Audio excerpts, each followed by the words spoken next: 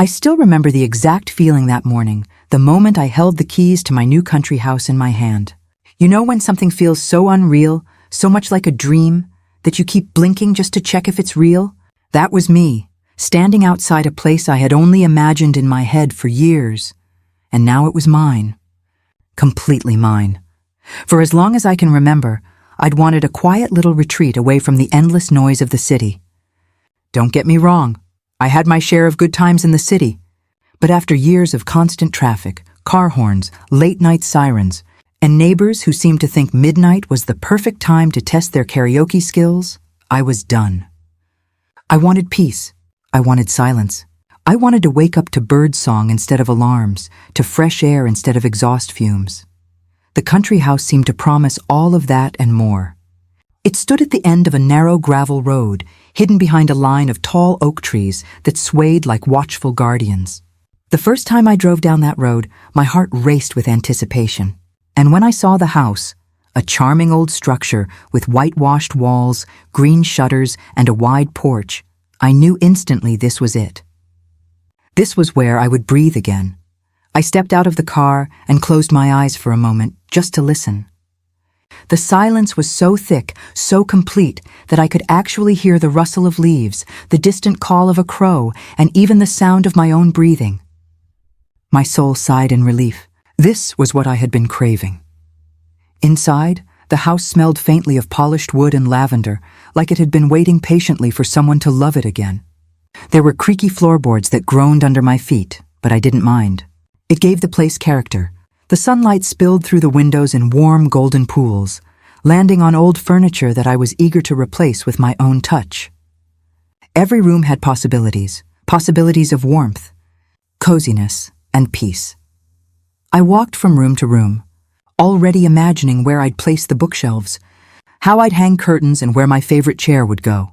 The kitchen, though small, had a window that looked out over a meadow dotted with wildflowers. I pictured myself sipping coffee there in the morning, watching the sun rise and the world slowly wake up. My new life was beginning, and it looked beautiful. I remember whispering to myself, "This is it. This is home." My heart was full of gratitude that day. I felt like I had finally stepped into the life I had always promised myself. No more rushing through crowds, no more rushing at all. Out here, time seemed slower. The days stretched longer, and even the air felt different, softer somehow. I thought about my friends back in the city who teased me, saying I'd get bored in the countryside. "You'll last 2 weeks, maybe 3, one of them had laughed. But I knew deep down they were wrong. This was exactly what I needed, a reset button for my life. Of course, moving wasn't without its challenges. The house was partly furnished, but boxes of my things were still waiting to be unpacked. My fridge had nothing but bottled water and a leftover sandwich from the drive. I hadn't even figured out where half the light switches were. But none of that mattered. Because standing there in my new living room, I felt something I hadn't felt in years.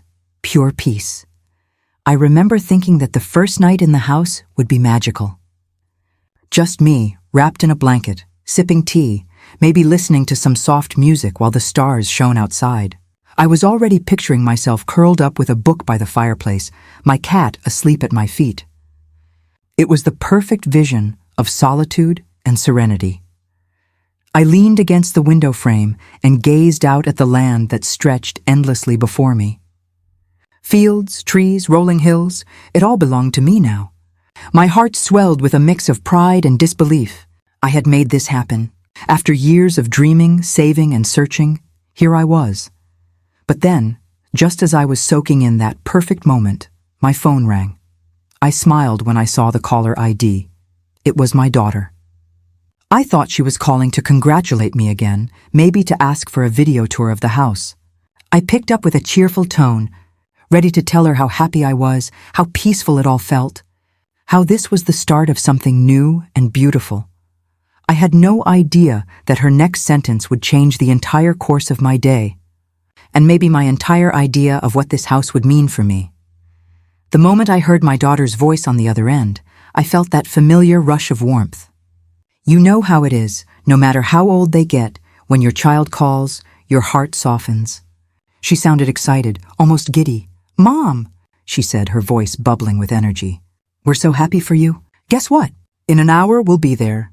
With 20, I froze. Literally froze in place, standing in the middle of my brand new country house, the one I had dreamed would be my little sanctuary of silence. I blinked once. Then twice. Surely I had misheard. With 20 what? I asked carefully, my voice balancing between curiosity and dread. 20 people, Mom, she chirped, as if she had just announced something as casual as bringing over a cake. We're coming to celebrate with you. It'll be fun! Fun? Fun? My jaw nearly dropped to the floor. In my head, alarms were already going off. 20 people? Here? In an hour? I laughed nervously, hoping she was joking. Sweetheart, you're not serious, are you? Did you say 20 people? Yes, she said, completely oblivious to the panic tightening in my chest. The family, a few of my friends, some of the cousins. It's a surprise party. Well, I guess not a surprise anymore, but it'll be amazing. We're already on the road.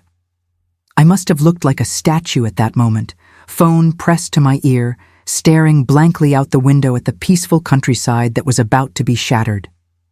20 people. I had just stepped into this house, still surrounded by unpacked boxes, still figuring out which switch turned on which light. And now, in just an hour, it was about to become the stage for what sounded like a full-blown festival. My first instinct was to protest. I opened my mouth to say, "Honey, wait, that's not a good idea." But before I could get the words out, she cut me off. "Mom, don't worry. It'll be great. We'll bring food and drinks. You don't have to do anything. Just get ready to celebrate. You've worked so hard for this house. You deserve it. And we all want to be the first ones to make memories here." And just like that, she ended the call with a cheerful, "See you soon." Before I could argue, I stood there, phone still in my hand, completely speechless. This wasn't how I had pictured my first day in the country house. I had imagined peace, calm, maybe a quiet dinner with myself and the stars outside my window. Instead, I was now facing an oncoming storm of 20 human beings, laughing, talking, eating, stomping around, within the next 60 minutes. I paced the living room, muttering to myself. 20 people. 20! Oh my goodness! Where will they sit? What will they eat? The fridge is empty. The beds aren't made. I don't even know if I have 20 plates. I glanced around in a panic. The cozy house suddenly felt too small, too fragile to handle that kind of invasion. The couch could maybe seat 3 comfortably. The dining table 4. Where in the world would the rest of them go? And let's not even talk about the bathroom situation. There was only one. My mind raced through every worst-case scenario. Spilled drinks on the wooden floor, muddy shoes ruining the rugs, kids running wild through rooms I hadn't even set up yet. And me, standing in the middle of it all, unprepared, frazzled, wondering how quickly I could disappear into thin air. I tried to calm myself down. Okay, maybe she exaggerated, I told myself. Maybe she meant 20 in total, including kids. And kids don't take up that much space, right? They're small. They can sit on the floor. It'll be fine. Breathe. Just breathe. But deep down, I knew my daughter. If she said 20, she meant 20. And she wasn't the type to count babies as half a person. No, she would arrive with the full troop, marching right into my brand new dream of peace and quiet.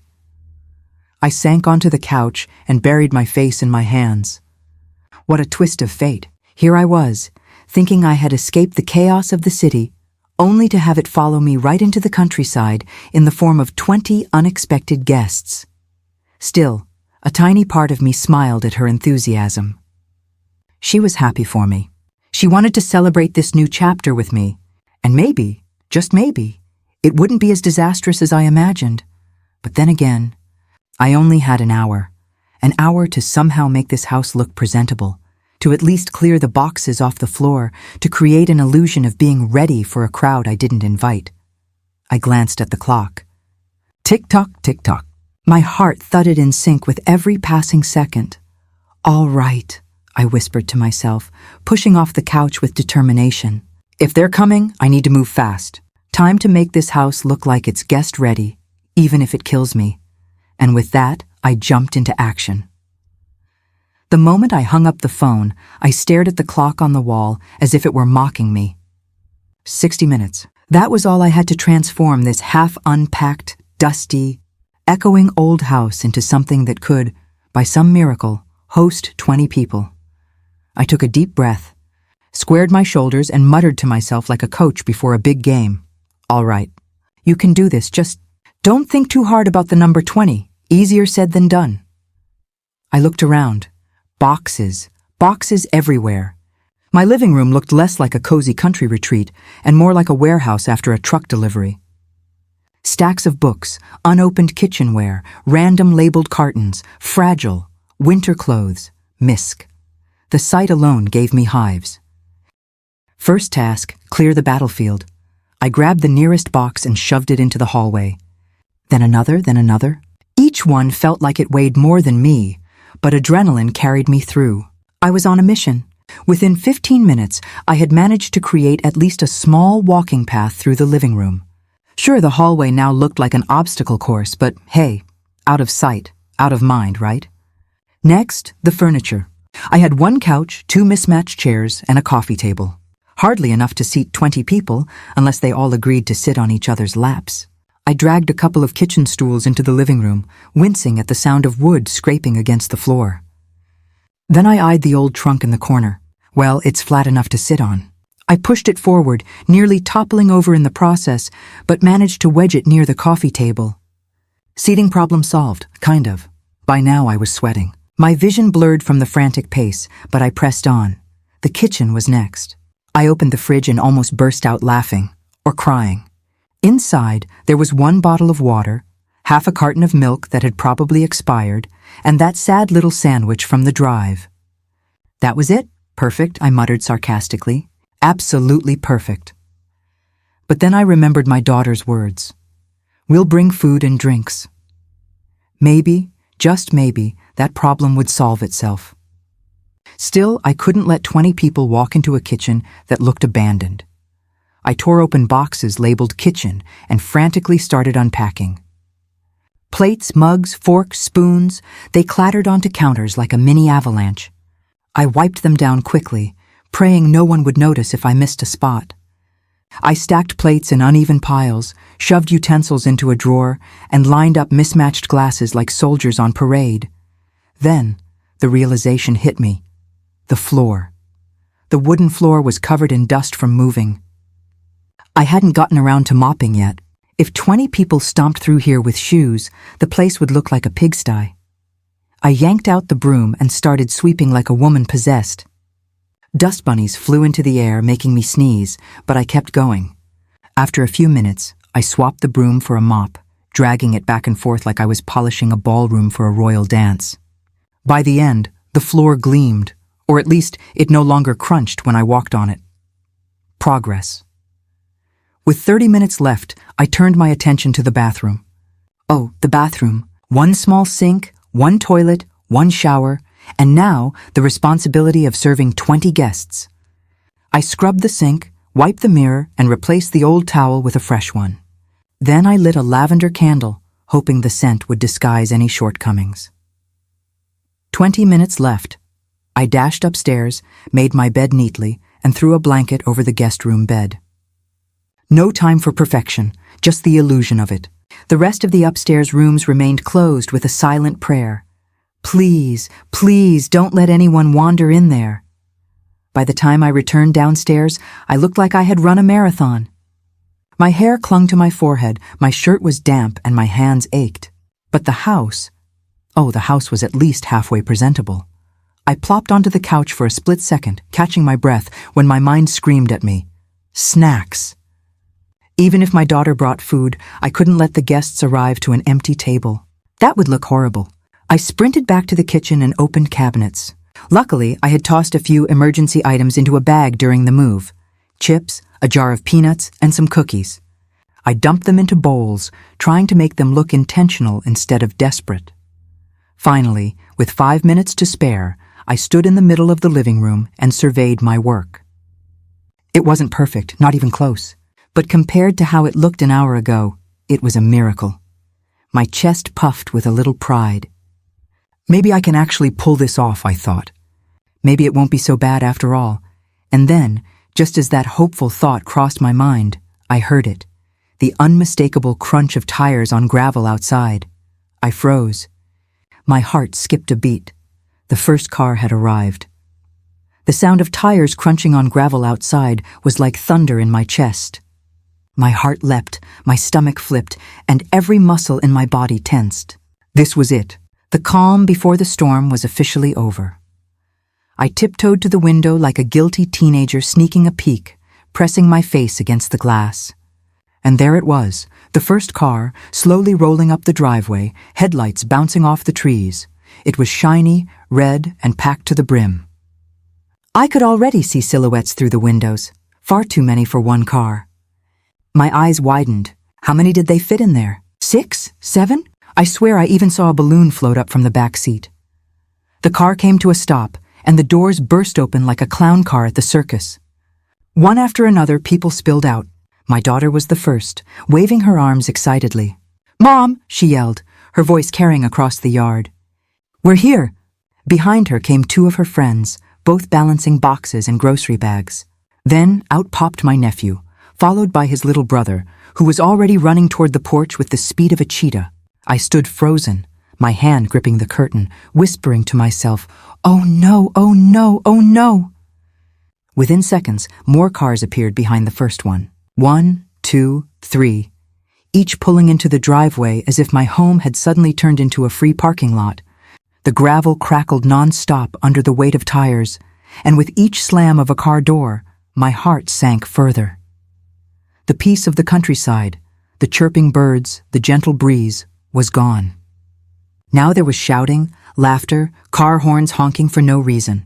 The quiet retreat I had dreamed about was officially transformed into the starting line of a family parade.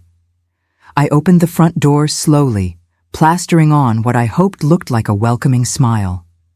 My daughter came running up the steps, practically bouncing with excitement. She threw her arms around me before I could even say a word. "Mom, doesn't it look amazing already?" she said, gesturing back at the line of arriving cars.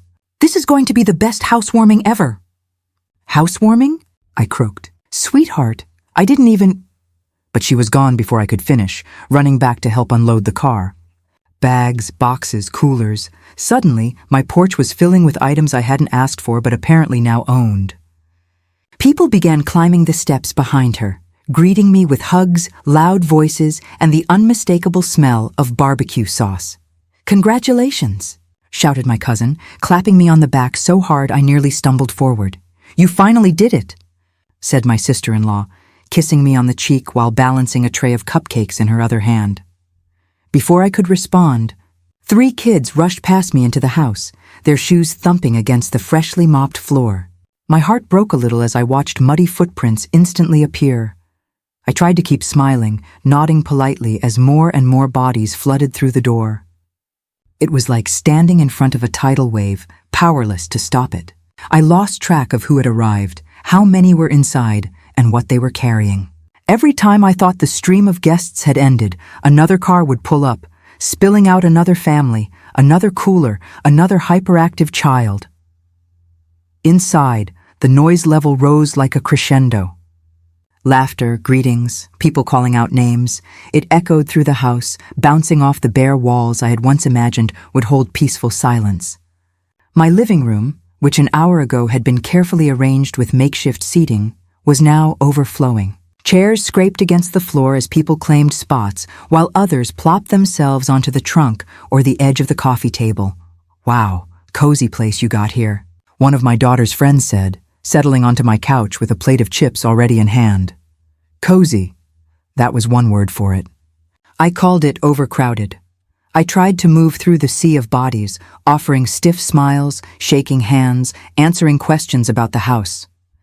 But every time I looked around, another box was opened, another bag was unpacked, another corner of my house was taken over. Someone had already connected their phone to my Bluetooth speaker, blasting music loud enough to scare the birds away for miles. And yet, in the middle of the chaos, my daughter's face glowed with happiness. She was introducing people to one another, laughing, clapping, making sure everyone felt at home. Watching her, I realized she had genuinely wanted to make this moment special. She hadn't thought about the logistics, the lack of space, or my aching desire for peace. To her, this was a celebration of me, of us, of the new chapter we were starting. I stood in the doorway for a moment, clutching the frame for support, taking in the sight. My country house, my dream escape, was alive. Loud, chaotic, messy, but alive. I sighed, half in exhaustion, half in surrender. Well, I whispered to myself, welcome home, I guess. The doorway of my brand new country house, my peaceful retreat, my sanctuary, had officially transformed into something resembling a train station at rush hour. People were streaming in with bags, boxes, trays of food, random coolers, even pillows under their arms. The poor doormat disappeared under the stampede within seconds. I stood there, clutching the doorframe like it was a life raft, trying to greet everyone as they poured in. Hi, hello. Oh, you're here too? Careful with that. Oh no, don't trip over the box. Yes, the bathroom is down the hall. Wait, not that room. It's not unpacked. Oh dear. Every second, someone new appeared on the porch. It was like the universe had sent out a broadcast. Party at her place. Everyone's invited! My uncle was the first to make a grand entrance. You know the type, loud, cheerful, convinced he's the life of every party. He barged in with a booming laugh, carrying a cooler that looked like it could feed an army. Well, well, well, look at this place, he announced, as if he had discovered it himself. Country living, huh? Don't worry, I'll break it in for you. Before I could even process that statement, he set the cooler right in the middle of the living room rug and popped it open. Bottles clinked, soda fizzed, and within seconds, kids were already diving in. Then came my aunt, the curious one. She didn't even bother with a hello. She marched right past me, peeking into rooms, opening cupboards, inspecting shelves as if she were a building inspector. Oh, this is nice, she said, tapping on a wall. But have you checked for leaks? Country houses can be tricky, you know. I wanted to tell her that the only leak I cared about right now was the one in my sanity. Meanwhile, the kids had taken over like a swarm of bees. They darted up the stairs, giggling and stomping, testing every creaky floorboard in the house. I could hear doors opening and slamming, shrieks of laughter echoing from above. One little boy slid down the banister, landing with a thud and a triumphant grin. Please be careful, I called out, my voice lost in the roar of conversation. The kitchen was no safer.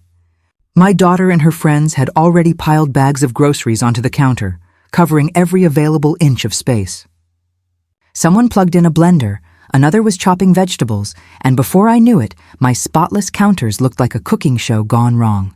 Where do you keep the bowls? One shouted over the noise. I opened my mouth to answer, but before I could, another voice chimed in. Never mind, found them! And just like that, they were rummaging through my freshly unpacked cabinets as if they'd lived there for years. At the doorway, another wave of relatives was still arriving. Luggage thudded onto the porch, trays of food exchanged hands, and the pile of shoes near the door grew taller by the minute. Every time I thought we'd reached maximum capacity, another car would pull up outside. Mom, isn't this great? My daughter asked, bouncing up to me with stars in her eyes. I plastered on a smile. Yes, sweetheart, wonderful. Inside, I was screaming. Don't get me wrong, I love my family. I really do. But 20 unexpected guests invading my brand new, not even settled house? That was chaos at a level I wasn't prepared for. As I tried to navigate through the crowd, I nearly tripped over a suitcase someone had abandoned in the hallway. A toddler ran past me, clutching a cookie in one hand and dragging a toy car in the other. Two of my cousins were arguing about who got to control the Bluetooth speaker, while my nephew had already claimed the recliner as his personal throne. Everywhere I looked, there was movement, noise, clutter. My dream of peace and tranquility felt like a cruel joke now. The quiet countryside wasn't quiet anymore. It sounded like a carnival. Right inside my house, and yet, amidst the chaos, there were flickers of something else too. Laughter, joy, connection. People hugging, catching up, sharing stories. My daughter giggling with her friends, my aunt snapping photos of everything, my uncle telling jokes that made the kids howl with laughter. I leaned against the wall for a moment, taking it all in. Yes, it was overwhelming. Yes, it was messy, but it was also alive. My house, which had been silent and empty just hours ago, was now buzzing with energy. Still, When I glanced at the kitchen and saw 3 people arguing over how to cook pasta while another spilled soda across the counter, I knew one thing for sure. This wasn't just chaos at the doorstep. This was the beginning of a full-blown disaster. If the living room was a carnival, the kitchen had become a full-on battlefield. And I'm not exaggerating. Every inch of counter space was under siege.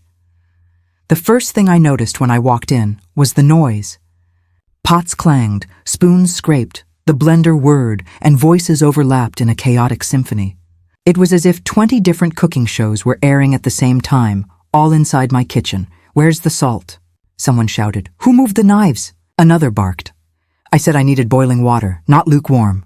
I froze in the doorway, clutching the frame, unable to process the scene. My poor little kitchen, the one I had dreamed of using for calm, leisurely breakfasts, was now packed with at least 6 people elbowing each other, spilling ingredients and arguing about recipes. My daughter spotted me and grinned. "Mom, we're making dinner for everyone.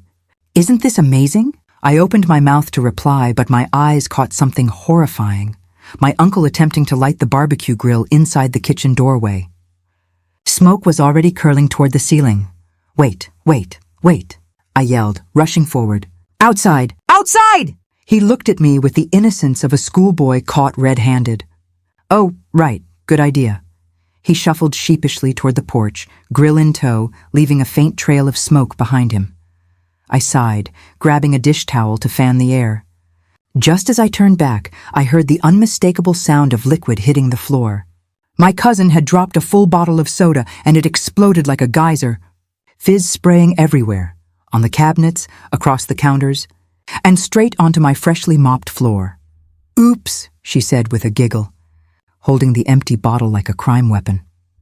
I grabbed paper towels and dropped to my knees, scrubbing furiously, muttering under my breath, "Perfect, just perfect. Why not flood the kitchen while we're at it?" Meanwhile, the stove had its own drama. 2 pots were bubbling furiously, one with pasta, another with some mysterious soup that looked like it belonged in a science experiment. Steam filled the room, fogging the windows. Someone had turned the heat up too high, and the soup started boiling over, spilling down the sides of the pot in a thick, gooey mess. "Stir it! Stir it!" someone yelled. 3 hands reached for the same wooden spoon, knocking it onto the floor. The soup kept bubbling, unstoppable, as if mocking me. I bent down, picked up the spoon, rinsed it quickly, and shoved it into someone's hand.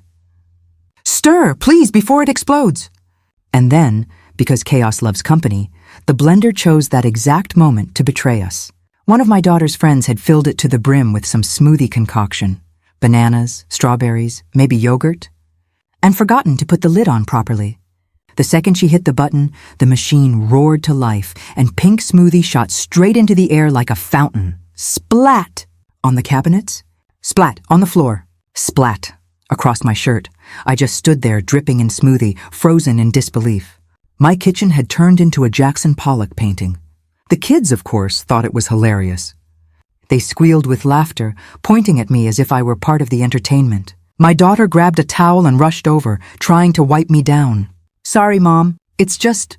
We'll clean it later, I promise. Later." Sure, at that point I had given up on dignity. I tied a dish towel around my shoulders like a cape and waded back into the mess. If I couldn't stop the disaster, I could at least try to contain it. But containment was impossible. The fridge door opened and closed, nonstop, with people grabbing things at random. Cheese, butter, leftovers I didn't even remember packing. Someone tried to microwave popcorn, but they forgot to remove the plastic wrap, and soon the smell of burning plastic filled the air. "Open a window," I shouted, flapping the dish towel like a desperate bird. Finally, I stumbled back into the corner, pressing my back against the fridge just to catch my breath. I watched the chaos unfold like an out-of-body experience.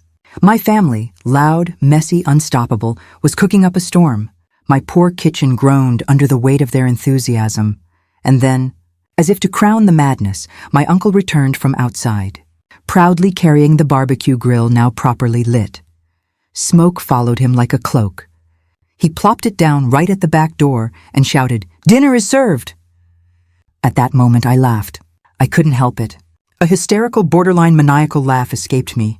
Because really, What else could I do? Cry? Scream? Pack my bags and run back to the city?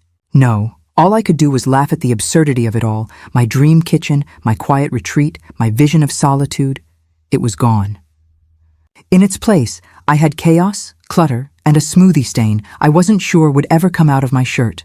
But at least, I thought, looking at the smiling faces around me, no one would ever accuse this house of being boring.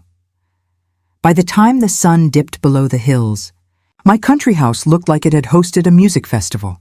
Empty plates balanced precariously on side tables, glasses sat abandoned on window ledges, and the smell of grilled meat and burnt popcorn hung stubbornly in the air.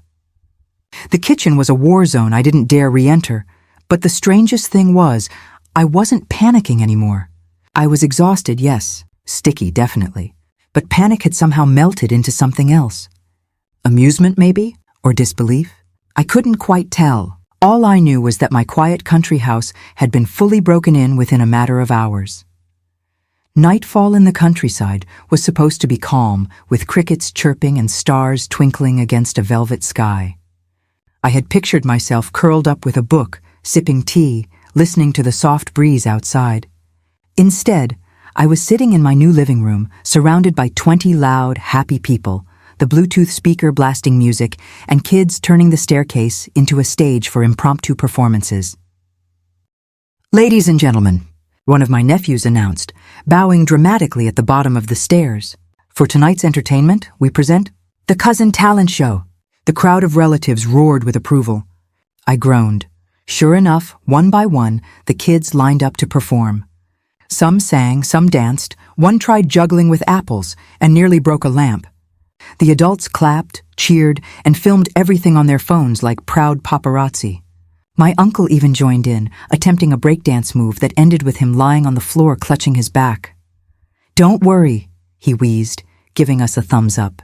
"I'm fine." The whole room erupted in laughter.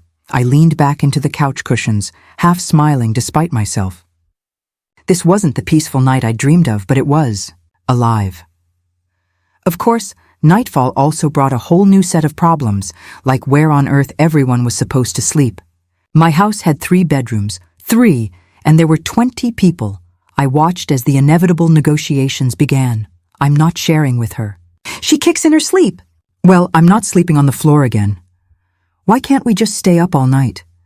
Pillows and blankets were pulled from closets, couches were claimed, and air mattresses mysteriously appeared from someone's car trunk.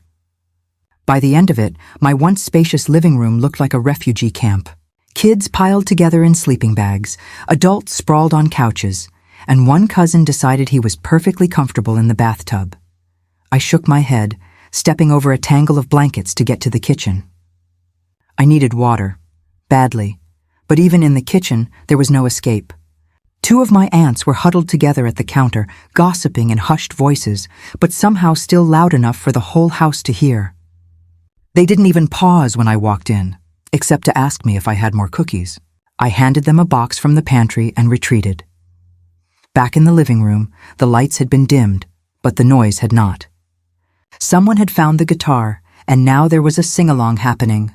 Out of tune, loud, chaotic, but joyful. I caught my daughter's face in the glow of a lamp. She looked radiant, laughing with her friends, eyes sparkling in a way that made my heart squeeze. And suddenly, I realized something. This mess, this noise, this laughter was exactly why she'd brought everyone here. She wanted to share it, to make memories in this new house from the very first day.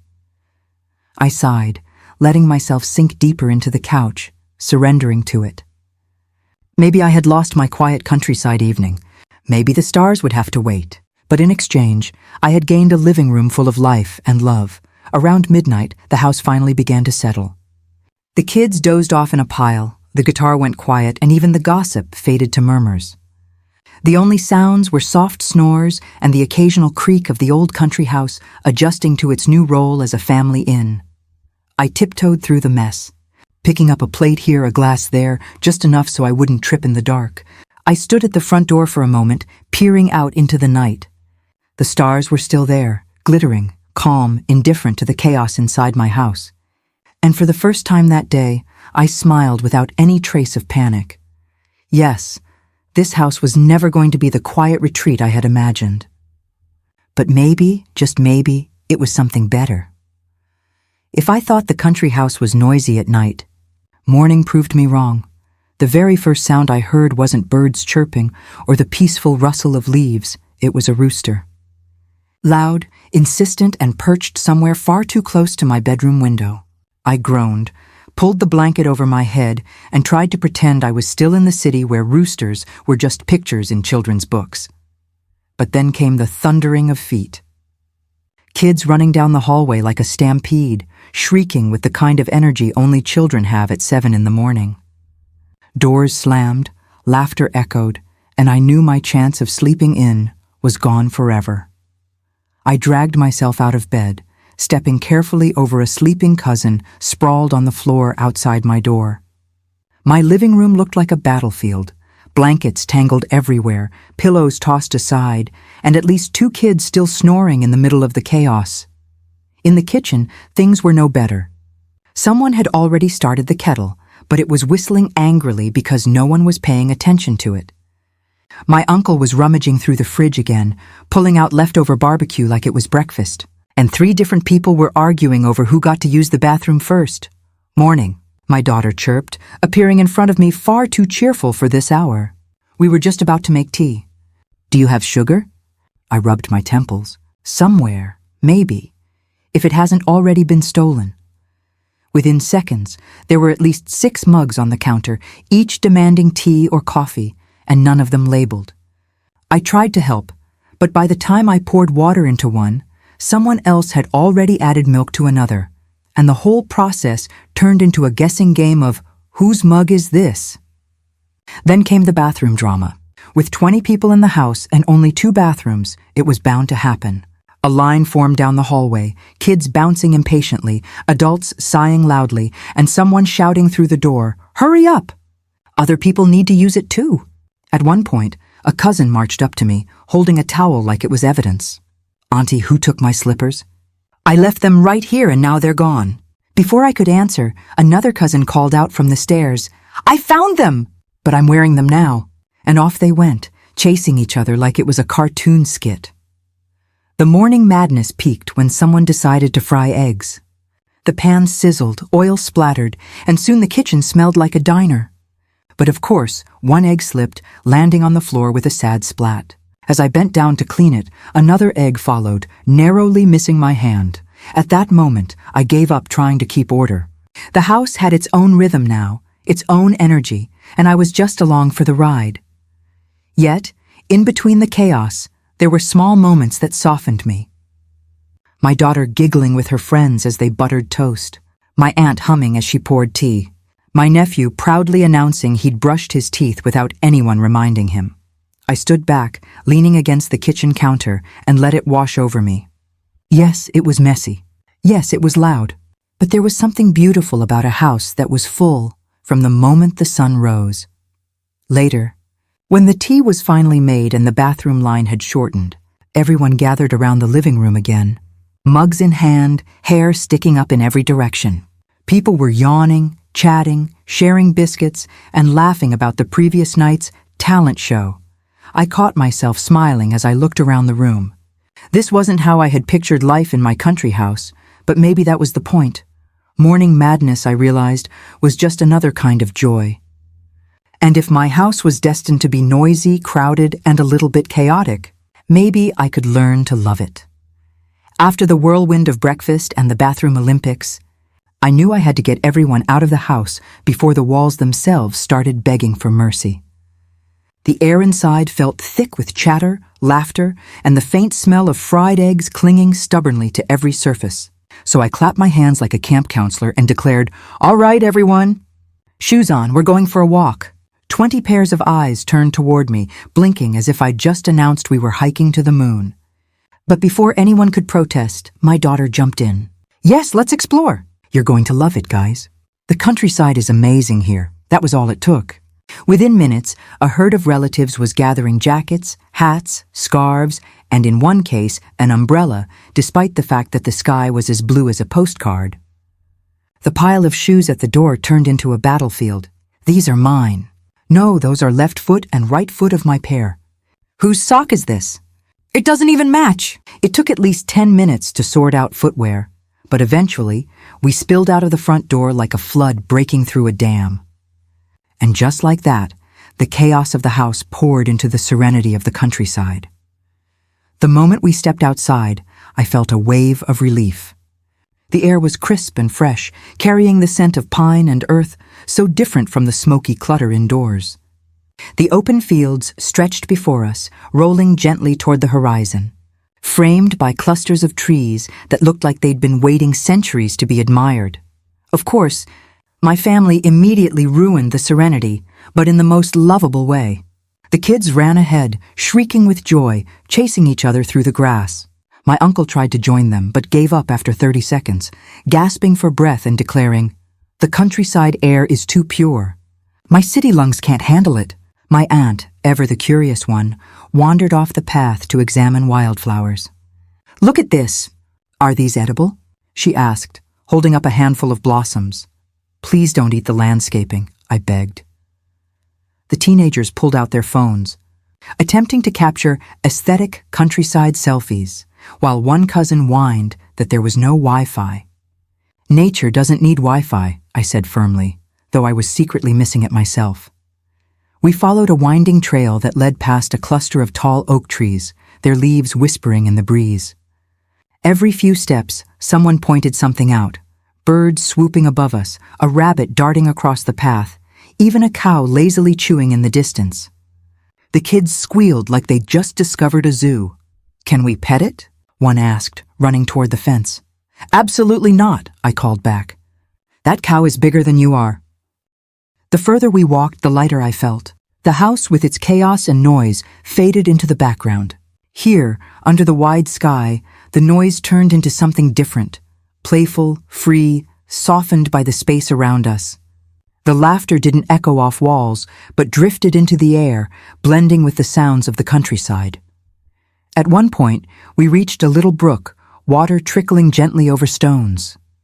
The kids immediately kicked off their shoes and splashed in, squealing at the cold water. My daughter held her phone high, recording every second, while my cousin tried to balance on a log across the stream and ended up with one soggy shoe for his efforts. I sat on a smooth rock, watching them, and for the first time since the phone call that had turned my peaceful day upside down, I felt calm. Not the solitude I'd dreamed of when I bought the country house, but a different kind of calm. The kind that comes from seeing people you love enjoying themselves, carefree and happy. Of course, it didn't last. "Mom, we're hungry again," my daughter shouted, cupping her hands around her mouth like a town crier. "Hungry. Again." I checked my watch. It wasn't even noon. The adults groaned in sympathy, and we decided to head back before the countryside itself got devoured. The walk back was slower, weighed down by tired children and complaints of sore feet. But even then, there was laughter. Stories were shared, jokes told, songs sung off-key. As we approached the house, its white walls glowing in the afternoon sun, I realized something important. This wasn't just a house anymore. It wasn't just mine. It had already become ours, a place where memories were being created. Whether I liked it or not, the dream of solitude, the fantasy of quiet evenings, the idea of escaping to the countryside, all of that had been replaced by something far messier, but perhaps far richer. When we finally tumbled back inside, shoes muddy, cheeks flushed, and stomachs growling, the house didn't feel like it was being invaded anymore. It felt alive, and I couldn't help but smile. By the time evening rolled around again, my country house looked like it had survived a storm. Dishes stacked high in the sink, crumbs scattered across every surface, blankets still sprawled around the living room, and shoes, so many shoes, lined up like an exhibit at a museum of footwear. But instead of groaning, I found myself smiling as I stood in the middle of it all. The day had been wild, loud, exhausting. But as I looked around at my family, some dozing on the couch, others chatting softly, the kids still playing with what little energy they had left, I realized something. This chaos wasn't an invasion. It was a gift. When I first bought this country house, I thought I was buying peace. solitude, a chance to hear myself think again after years of city noise. I pictured lazy mornings with coffee, quiet evenings with books, long walks where the only sound would be my footsteps. And for a moment, when I turned the key that first day, I thought I had it. That is, until my daughter called and said the words that flipped my whole world upside down. In an hour, we'll be there with 20.